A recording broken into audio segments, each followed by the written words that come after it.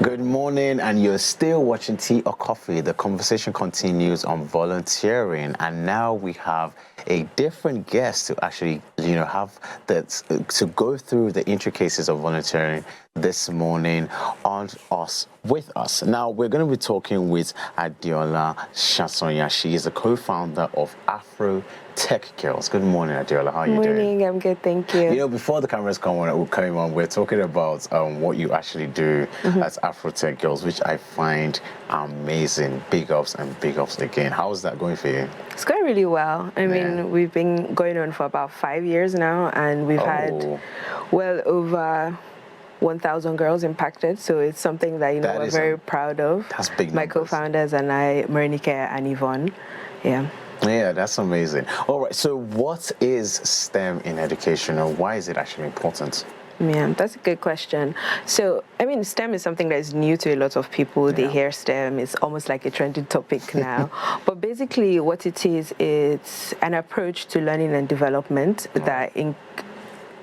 that integrates science, technology, engineering, and math into learning. So these are things that we already know of, but I'd say we've now coined it to a term called STEM.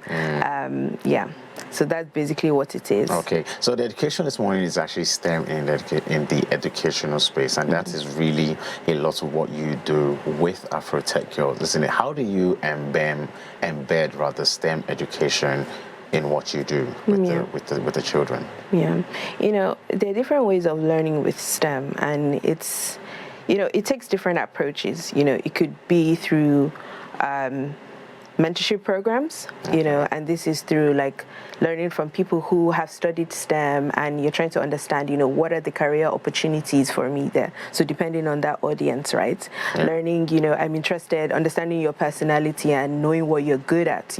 Maybe you find a student who is particularly good in math or in science, and they're wondering, what are the opportunities, out there for me. But then when you think about, hands-on learning, that's when you think about the different concepts in science, technology, engineering, and math. And I'll give an example. In engineering now, there's something that we hear about robotics. You're trying to understand, how do things move around? Like, how can you make, different parts of a system move, by coding something to move? And this is just in layman terms, but you can see it apply in things like biomedical services, where people, you have things like prosthetic arms, and you understand, okay, how can myself as an engineer, support a case like, someone who has maybe lost a limb or lost an arm. Those are where those things come into place. And with what we do at Afro Tech Girls, so we organize a lot of events, that I'd say open up the opportunities for kids, primarily girls, to learn about the basics of these things. So it could be anything from design thinking to coding to, even, hands-on learning and creating, experiments, with things that they find in the house, to, use paper and, sellotape to make a prosthetic arm, for example. So, those are the type of things that we do to engage girls, to keep learning. Okay, so I think it's quite obvious why there's a focus on girls, but I want you to tell me, why have you chosen to focus on girls? I just say, if you ask myself, Marinike or Yvonne, it's a given. Like I was mentioning earlier before this call that I studied engineering. And you'd say in my class, it was life to me. In my university, it was 16 out of maybe over 100 girls who graduated from a STEM degree. Right now, if you look in the workspace, not a lot of us are still working in STEM, because you find that there is already a bias against women, and the opportunities are somewhat limited, for women. So that's why, things that we do at Afro Tech Girls is very important to ensure that, women or girls, who are interested in developing these skill sets and, following on in their career, they're given that opportunity. So that's why we do a lot of this, out of office, out of class, events to just equip, in addition to what the universities and the secondary schools are already doing. Okay, all right. So let's now talk about, that STEM in the educational space. At what age, should children be introduced to STEM?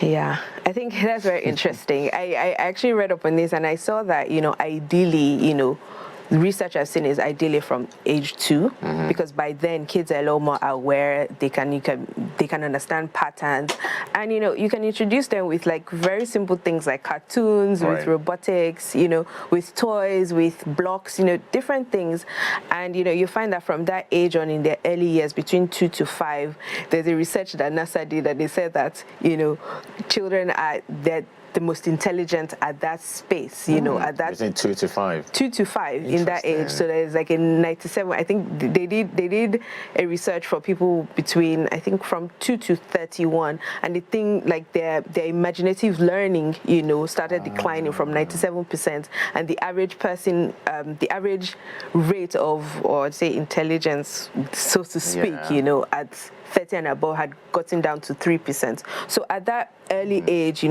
they learn things quicker. The way they would adopt these, seemingly difficult things that, the average person will see STEM and think, oh, this thing's only for the really intelligent people in the class. But once you understand the basics, from an early age, then, it can support you, growing up in that career in STEM or, in that path, whatever you choose to do. Yeah, so I imagine people in university spaces, so you're basically telling me that 2 to 5-year-olds are somehow more intelligent. That's what NASA said. Okay, according to research. Very interesting. All right, so how can the disciplines associated with STEM be more relevant to those that do not specialize in STEM? Either, how can schools begin to adapt STEM more intentionally within their curriculum? I think that's a truly amazing question, and you already see it in Nigeria, for example. In some of the schools, that I've been fortunate to interact with, you'd see that they already have a STEM teacher.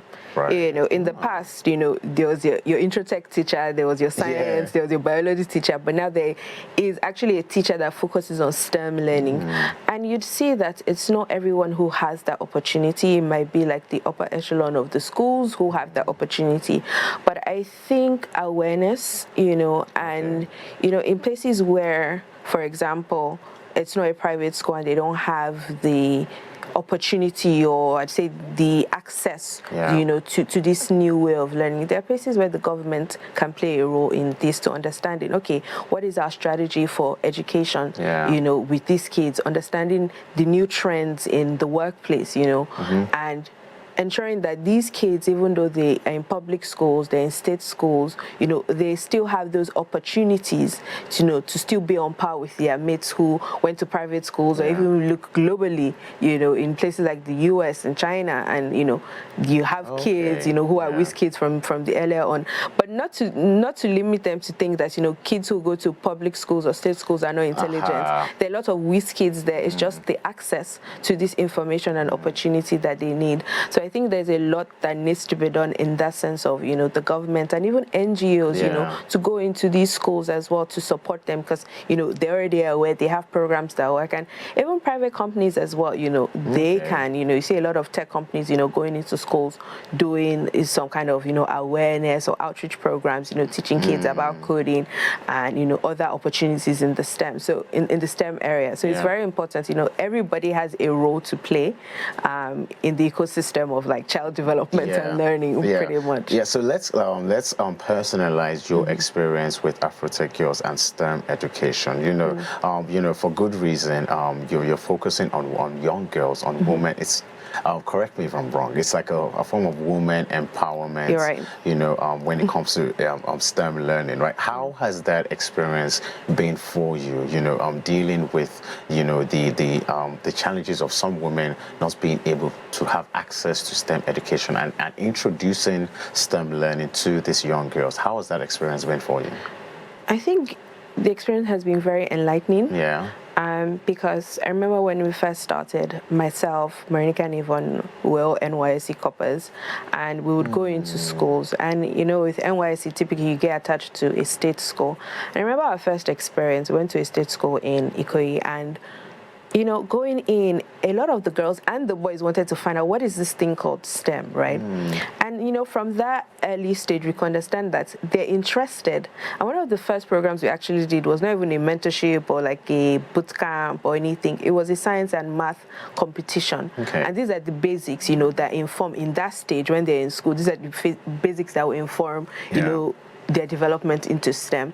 And these kids were intelligent. And I say intelligent, like really smart. So I'd say that is what motivates us and even drives, you know, our focus area, because beyond promoting STEM education for girls and women, our primary focus somewhat is for the underserved kids, you know, people who typically in their situation, you know, maybe they have to work multiple jobs to support their family, you know, or, you know, they don't even have access to working computers. So through these programs, so when we have our programs, we try to prioritize, you know, people who are from underserved regions for backgrounds to attend these programs, so that at least, you know, they're given that opportunity and follow through. And once they join their community, you know, we've had girls who, from meeting them in, you know, science and math quiz competitions, they've joined our mentorship programs. Now they're in university studying. So like, it's the follow through and ensuring that, okay, what are we doing as an organization to support these kids through their learning experience? I think that is very beautiful. So, you know, I'm getting that there's a lot of focus on, there's a lot of focus on, and please correct me if I'm wrong again, there's a lot of focus on girls from impoverished homes and then, so it means that STEM learning is seen as some form of privilege. Is that the case? You can say that. Okay. You can say that only because the access to it sometimes, you know, depends on a lot of things, access to the internet, access to devices. And typically the average Nigerian or the average, you know, person from a low income background doesn't have access to that. So what we try to do is, you know, to create an opportunity where these kids, you know, can still learn somewhat. I mean, we're still early stage in our development. Like I mentioned, we're only 5 years, 6 years young. Hopefully we get to a place where we have a building where these girls can come in to learn, you know. But, you know, we try as much as we can, you know, through different partnerships to, you know, have programs where these girls can come in for free and they can learn, even if they don't have the access in their immediate home. And this is just, we can't solve the whole problem, you know. We're just, you know, playing our part. We hope, you know, that, you know, other people and other organizations and the government and other stakeholders, you know, notice this and, you know, invest more into like the education system for these kids. So it's because it's very, very important. Yeah, it was very wonderful, and what your work is amazing. Thank you. It goes more grace to what you're doing with these young girls. That's there you have it, Adeola Sosanya, on the conversation of STEM education, STEM learning in education.